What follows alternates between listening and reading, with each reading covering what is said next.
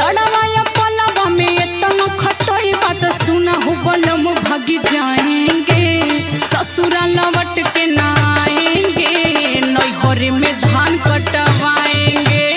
ठीक है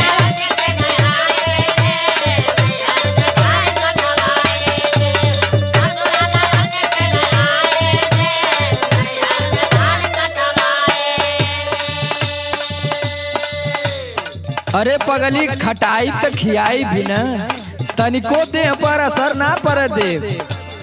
दिन भर खेतवा में संग संग धनिया भले ही तुमको खटाएंगे।